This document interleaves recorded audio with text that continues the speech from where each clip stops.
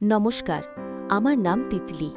এই গল্পটা আপনাদের শোনানোর আগে আমার বুকটা এখনও কেমন যেন ধুকপুক করছে। আমাদের চ্যানেলটা সাবস্ক্রাইব করে রাখবেন এবং আজকের গল্পটা কেমন লাগলো কমেন্ট বক্সে জানাতে ভুলবেন না।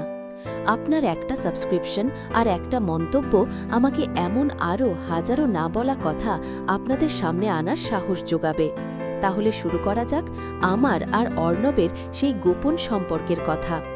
আমাদের বাড়িটা ছিল পুরনো ধাঁচের। দোতলায় আমরা থাকতাম, আর একতলার একটা বড় ঘর আমরা প্রায় সবসময় ভাড়া দিতাম।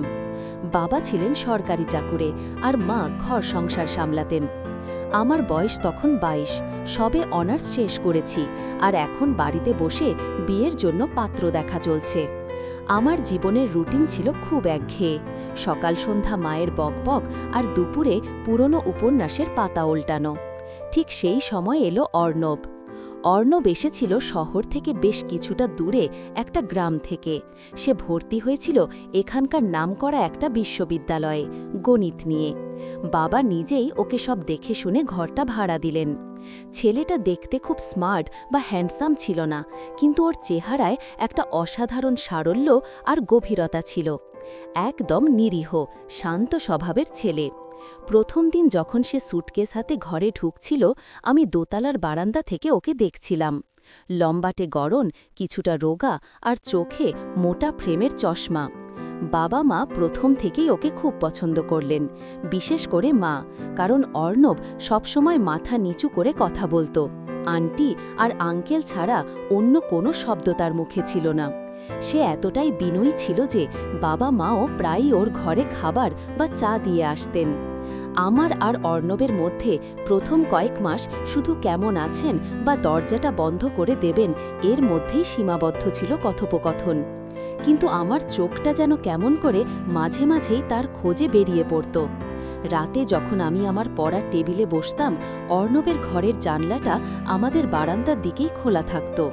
মাঝ রাতে ওর পড়ার টেবিলে জ্বলে থাকা একা আলোটা দেখলেই আমার মনটা কেমন যেন আনচান করত। ও একা একা এত রাত পর্যন্ত কি পড়ে, কি ভাবে, কেমন লাগে ওর নিজের গ্রাম ছেড়ে এই অচেনা শহরে থাকতে। শুরুটা হলো খুব ছোট্ট একটা ঘটনা দিয়ে।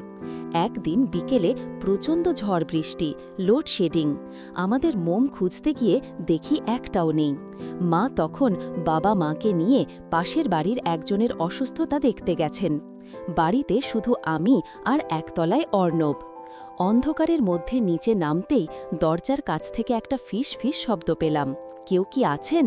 আমি বললাম, হ্যাঁ, আমি তিতলি বলছি, মোম খুঁজছিলাম কিন্তু পাচ্ছি না। অর্ণব সঙ্গে সঙ্গে নিজের দরজার পাল্লাটা সামান্য ফাঁক করে বলল, আমার কাছে একটা আছে, একটা দেশলাইও আছে, আপনি চাইলে। আমি বললাম, আহ, বাঁচালেন, দিন তাহলে।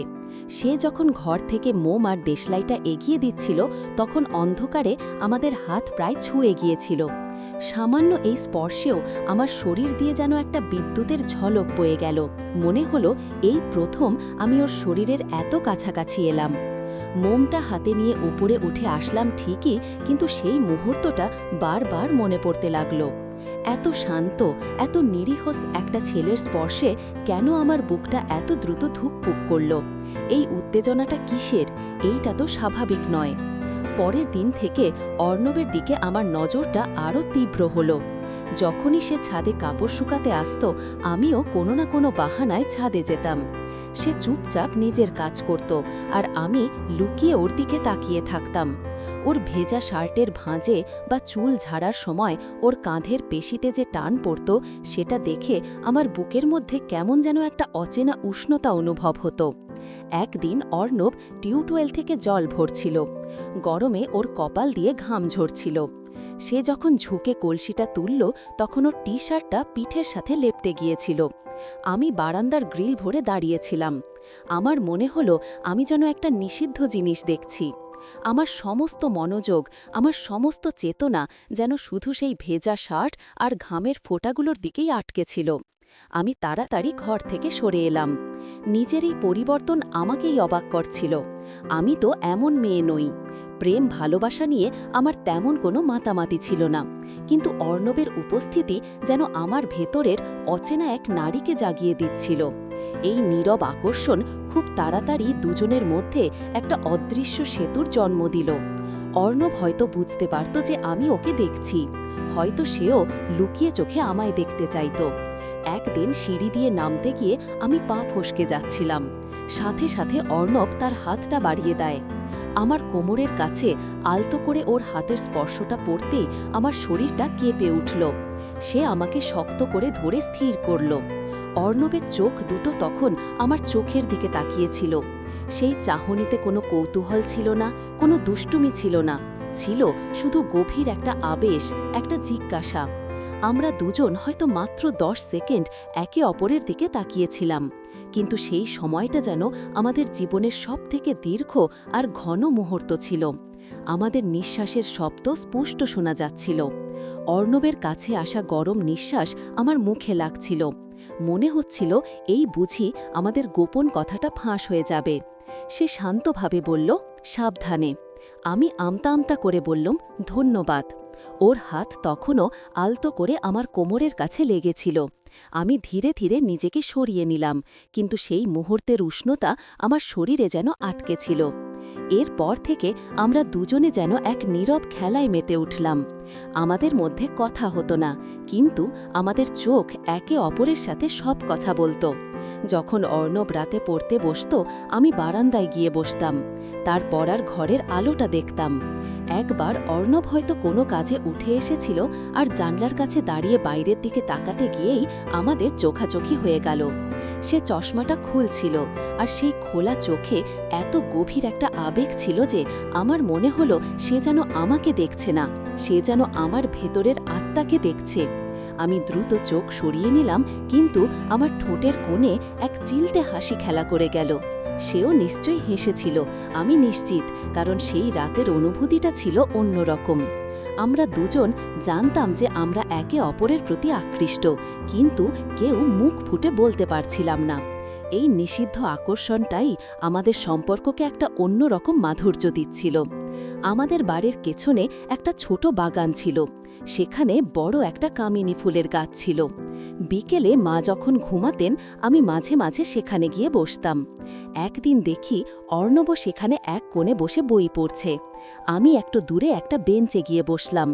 কেউ কারো দিকে তাকাচ্ছি না, কিন্তু আমরা দুজনেই অনুভব করছিলাম যে একে অপরের অস্তিত্বে আমরা ডুবে আছি।